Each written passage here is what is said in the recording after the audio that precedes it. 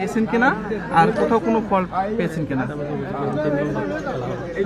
আমি এখন পর্যন্ত এই যতগুলো কেন্দ্র ঘুরছি কোনো কেন্দ্রতে এখন পর্যন্ত আমাদের অভিযোগ নাই। আমাদের উত্তরে কোনো কেন্দ্রতে অভিযোগ নাই, কিন্তু আমি আমাদের এই এলাহাবাদে যখন ঘুরছি বা অন্য সাইডে ঘুরছি তখন ওই দিক থেকে কিছু কেন্দ্রতে অভিযোগ আছে, তো সেটা পরবর্তীতে আমরা এটা জানাবো। কি ধরনের অভিযোগ পেয়েছিল?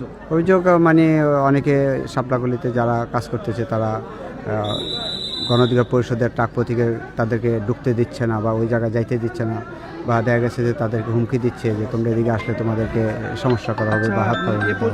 ভোটের মাঠ কেমন দেখছেন? ভোটের মাঠ ইনশাল্লাহ ভালো, ভোটের মাঠ ভালো। আচ্ছা ভাই, আমাদের কাছে যে তথ্য আসলো মানে যে ট্রাক মার্কার যে প্রতীক আপনাদেরকে মানে আমাদের যে তৎকালীন এমপি আবুল কালাম আজাদের নাকি কালো টাকার একটা ছড়াছড়ি চলছে, মানে এই বিষয়ে আমরা আপনার কাছে জানতে না, চাই।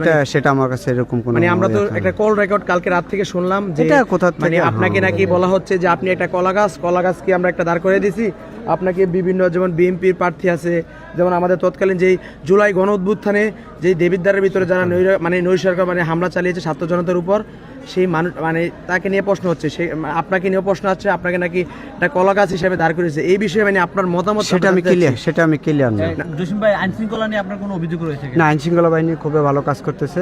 যথেষ্ট তাদের যে পরিস্থিতি নেওয়ার দরকার বা যে মোকাবেলা করার দরকার সেটা তারা তাদের জায়গা থেকে। সুষ্ঠু নিরপেক্ষ নিয়ে আপনার কোনো অভিযোগ রয়েছে কিনা? না, আমার এখন পর্যন্ত কোনো অভিযোগ নাই। পরবর্তীতে ইনশাআল্লাহ প্রিজাইডিং অফিসারকে নিয়ে কোনো অভিযোগ আছে কিনা আপনার? না, এখন পর্যন্ত কোনো প্রিসাইডিং অফিসারদেরকে নিয়ে আমাদের কোনো অভিযোগ নাই। জসিম ভাই, আরেকটা বিষয় যদি আপনার কাছে জানতে চাই,